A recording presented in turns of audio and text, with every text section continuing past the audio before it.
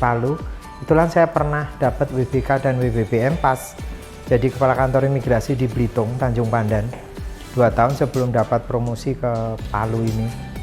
Ini beberapa penghargaan tadi yang seperti saya sampaikan. Ada satu yang tanggal 6 Desember kemarin itu dapat dari Menpan RB Pak Aswar Anas terkait pelayanan publik prima.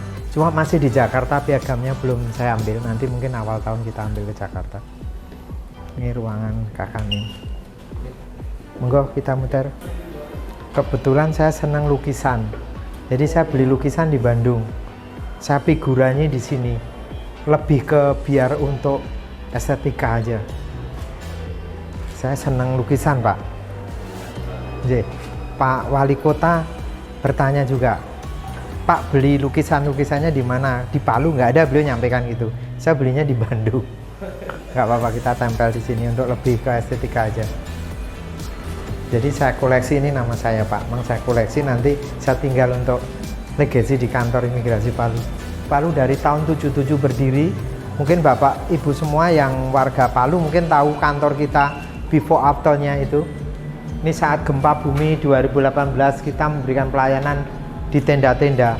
Saya belum dinas di sini, tapi kita kumpulkan dokumen ini sebagai untuk teman-teman kita kalau ada yang, karena kantor imigrasi Palu ini selain Satker berpredikat WBK, kita sebagai tempat untuk studi tiru pembangunan gedung kantor Pak.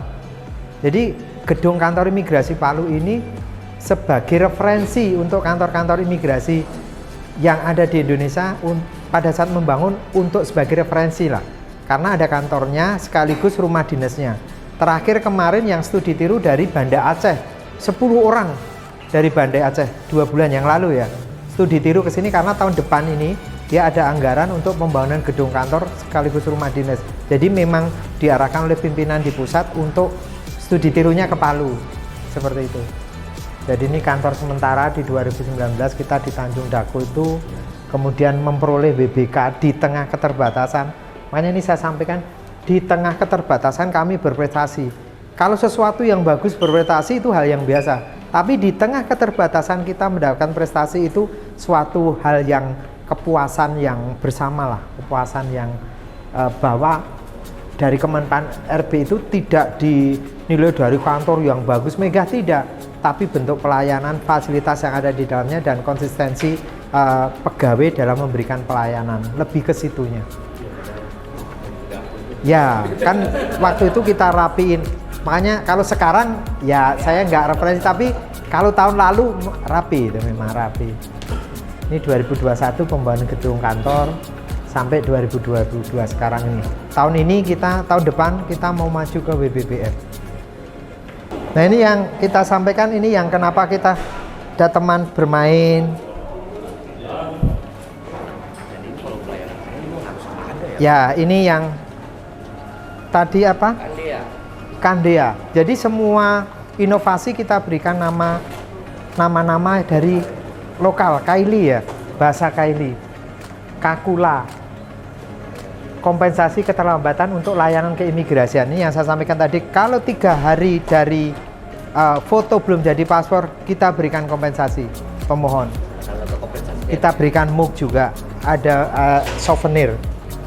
Kemudian untuk kopi, minum, air putih, silakan bikin sendiri, ngambil sendiri. Ada. Kemudian wifi gratis. Kemudian charger pemohon, kalau misalnya ini kita sediakan tempat charger. Disabilitas ada nanti bahkan untuk toilet disabilitas juga khusus tersendiri.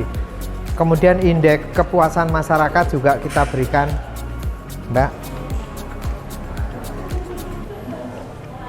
Tinggal ngisi. Kemudian harga-harga biaya jasa keimigrasian kita cantumkan. Syarat paspor hilang, rusak, ada semua. Jadi maklumat pelayanan, jam pelayanan, transparansi ada semua. Ini dari Pak Gubernur dan Pak Rudi, dan tempel banner sini. Kemudian ini juga untuk ruang laktasi, ibu menyusui kita sediakan juga. Jadi untuk menyusui, ruang laktasi.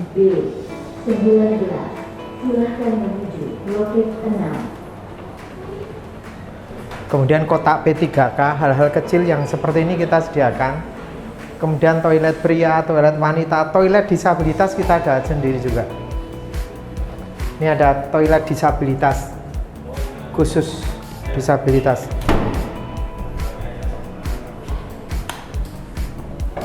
Ini yang membedakan, ada pegangan-pegangan ini untuk disabilitas. Kemudian kita ke booth pelayanan paspor. Ini booth-booth untuk foto WNI, paspor WNI. Nanti kita muter yang sana untuk WNA, yang sini WNI.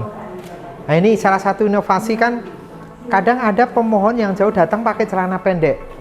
Nah, nggak kita suruh pulang, kita sediakan baju. Silakan dipakai untuk diganti karena harus prinsipnya sopan. Tapi jadi nggak terus pulang ganti, nggak. Kita sediakan, silakan nanti ganti. Untuk fotonya setelah selesai dikembalikan. Seperti itu, hal-hal seperti ini yang sederhana namun harus kita nyediakan. Jadi intinya pemohon jasa keimigrasian itu harus kita layani sebaik mungkin. Istilahnya kayak ya kita berikan prioritas pelayanan prima lah, seperti itu. Ini untuk foto si kecil yang bayi. Terus kalau ada yang kehilangan paspor, BAP paspor nggak perlu lagi silahkan ke ruangan sana, nggak ada. Semuanya di sini. Jadi kita sediakan tempat untuk ruang BAP paspor. Jadi pemohon itu cukup dipanggil langsung silakan untuk BAP, nggak harus ke ruangan ini nggak ada. Sudah ya. Jadi begitu ini langsung nunggu untuk foto di BAP pemeriksaan singkatnya di sini sama teman-teman di sini. Jadi pemohon itu nggak perlu ke ruangan mana, cukup di ruang tunggu aja. Nanti dipanggil. Jadi bentuk transparansi seperti itu. Kan kalau dulu ngadep ini, bantu blau siapa, nggak ada di sini. Sama saya nggak usah ngadep gitu. Pokoknya semua di sini saja terlayani. Teman-teman kasih, kalau nerima tamu nggak usah di ruangan. Kita sediakan ruangan benturan kepentingan. Jadi ada istilah anti benturan kepentingan. Jadi kalau nerima tamu transparan di sini aja, nggak usah ke ruangan-ruangan. Kecuali kepala kantor lah kan, nggak mungkin kalau Kak Kanwil tak suruh diterima sini kan, terimanya kan harus di ruangan. Nah ini saya selalu transparan. Yuk Pak kepala kantor terima, ya kalau kepala kantor kan mosok yo kalau kamu mau ikut dengerin ya masuk saja, nggak apa-apa kan gitu. Nah ini kalau teman-teman terimanya di ruang terbuka saja. Jadi bentuk transparansi. Kan orang suka ngintip-ngintip ada apa ini, nggak ada. Ini kebijakan saya, pokoknya nerimanya di sini semuanya seperti itu. Ini ruang-ruang rapat, ruang kasih. Kalau ruang pencetakan paspor nggak saya ajak masuk ya, ada pokoknya pencetakan paspor di situ. Nah, ini ruang kreatif, jadi ada space kosong kita optimalkan. Jadi kalau ide kreatif anak-anak muda itu kita kumpul nongkrong sini ngopi, ide-ide apa ya, inovasi apa yang akan untuk kantor imigrasi Palu ya, kita sambil kan generasi milenial semua kan ngopi nongkrong. Makanya saya senang ngopi nongkrong. Fitness ada itu di atas itu, lengkap kita. Ada. Jadi ini tempat semacam ruang kreatif lah. Kreatif corner teman-teman di sini. Saya teman-teman di sini mau nonton YouTube mau boleh, yang penting outputnya jelas. Jadi saya berharap kita PNS tapi ada perubahan dalam arti kita kita ngikutin perkembangan zaman lah, milenial. Apalagi sekarang zaman digital kan harus medsos tuh harus kuat. Selalu saya tekankan medsos harus kuat karena kinerja kita orang tahunya itu dari medsos. Kalau kita cuma ngomong ini yang tahu kan internal. Kan mas-mas semuanya kan lihatnya dari medsos kita, IG kita, Facebook kita. Ngapain ya kantor imigrasi Palu, apa sih yang dikerjakan seperti itu. Dan berita-beritanya harus yang menarik gitu loh. Jangan cuma imigrasi Palu mengeluarkan paspornya, oh nggak narik, orang ngapain nggak baca. Tapi sesuatu yang enak dibaca, dilihat seperti itu. Nah ini untuk anti benturan kepentingan. Kita lihat ruang tahanan, kita punya ruang tahanan. Untuk foto BNA ada di sebelah sana, sama juga sifatnya booth-booth itu. Tapi kalau yang untuk orang asing di sini, silahkan monggo, biar. Ini kalau untuk yang orang asing di sini. Nah ini inovasi tadi yang bertanya inovasi ya Mas. Ini hal sederhana. Ini salah satu inovasi yang diapresiasi oleh Kemenpan. ini inovasi untuk warga negara asing dalam melakukan pengambilan foto. Kan kita suka bahasa Tarsan, jadi kita sediakan dalam bahasa Inggris, bahasa Cina, bahasa Arab. Daripada gini-gini, gini aja. Nah, seperti itu. Ini lebih sederhana tapi lebih memudahkan. Silahkan lihat ke kamera. Kalau ini kan bisanya look at the camera, kan bisa bahasa Inggris. Tapi kalau orang Arab, nah kita pakai bahasa Arab, kemudian kita pakai bahasa Cina. Nah itu karena kenapa cuma 4 bahasa? Karena kita lihat dari statistik 4 warga negara ini yang sering ada dominan di Palu, seperti itu. Ini hal sederhana tapi lebih mengena daripada kita bahasa Tarsan yang gini-gini, kan malah nggak enak banget. Karena nggak semua orang bisa bahasa Inggris. Mungkin kalau teman-teman bahasa Inggris oke, tapi kalau orang Arab, kalau orang Cina kan bahasanya kan Inggrisnya kurang begitu fasih. Ini kita beri nama Karajalimba, kertas terjemahan lupa ya. Ada nanti. Iya, jadi teman-teman kita yang di Palu ini, saya waktu itu memang minta tolong kita gunakan bahasa daerah, bahasa lokal, bahasa Kaili, kita sambung-sambungin aja. Sambung-sambungin ini kita singkatan jadi kayak tabe. Kita bikin itu taman bermain, tabe gitu. Terus kandia itu apa Mas? Makan ya. Nah, makanan dan kudapan untuk Anda. Kalau belakang itu rumah dinas kami, rumah dinas imigrasi. Ini musolanya, toilet, pantry. Jadi kalau makan saya minta teman-teman di pantry saja, jangan di meja. Ini kan bungkusan nasi kuning kan di sini, makanya di pantry. Jadi biar rapi aja, lebih ke kerapian, keindahan. Ini rumah dinas kami bentuknya flat. Jadi untuk struktural semua mendapatkan rumah dinas di sini. Jadi nggak ada istilah terlambat lagi, cuma nyebrang aja. Ya kan? Kalau terlambat berarti kesiangan kan, kebangetan kalau orang Jawa bilang kebangetan. Saya di sini juga. Kita terakhir kita lihat ruang tahanan untuk WNA. Kita punya. Ada. Ini Pak Kasubsi Penindakan. Ini Pak Kasihnya tadi. Ini ruang tahanan kami. Punya 3 ruangan kami.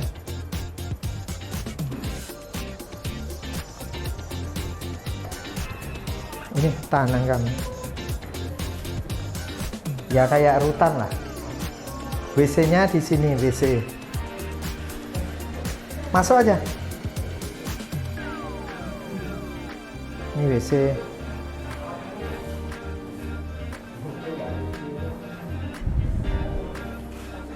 Ini untuk kamar mandinya. Ada 3 ruangan. Dan belum pernah dipakai. Sudah. Tadi yang datanya tadi ada, sebelum kita kirim, ada yang deportasi, ada yang ke rumah detensi Manado. Kita taruh di sini kan untuk pengambilan datanya, BAP, berita acara pendapat. Kalau ada tangkapan kita taruh sini dulu, Pak. Pak, dengan begitu banyaknya operasional yang ada di sini, Pak, imigrasi Palu didukung berapa personel sih, Pak? Kami sekarang tinggal 58 orang. 55 ya. Karena ada beberapa yang pindah ikut sekolah imigrasi diterima. Jadi ada yang pindah ke Ngurah Rai, ke Soekarno-Hatta. Ada juga 3 orang kami pindahkan ke Bangge karena di sana ada kekurangan pegawai. Kebetulan kebijakan kepala kantor wilayah Pak Argap, ada 3 orang yang dipindah ke Bangge. Kebetulan mereka 3-3-nya orang Bangge juga. Penerimaan PNS tahun 2019. Pulang kampung mereka. Kami cuma personel. Makanya yang tadi misalnya ada informasi ataupun terkait orang itu, kami menguatkannya di Timpora itu. Karena keterbatasan personil, kalau ada di Gua sana kita kan harus menggunakan teman-teman kita yang dalam tergabung Timpora itu terkait informasi. Tapi begitu ada yang ya kita jalan ke sana, didukung juga dengan anggaran dana kami ada. Namun untuk personil harus standby sana nggak bisa lagi karena di sini personilnya terbatas sekali juga. Seperti itu. Jadi kami lebih ke mengintensifkan Timpora itu. Ada wadahnya. Nah, ini dapurnya ini. Masalah gaji segala ini bahaya nih kalau nggak di sini ini. Kalau poinnya dapurnya di sini nih. Keuangan, kepegawaian, umum seperti ini. Jadi ini sangat vital nih, fasilitatif di bawah Pak Ulu itu. Minta kertas, minta pulpen, minta cuti kan di sini. Minta kok uang makan saya belum di sini semua ini. Poinnya justru di sini nih. Jadi hajat hidup orang banyak ya. Itu sudah.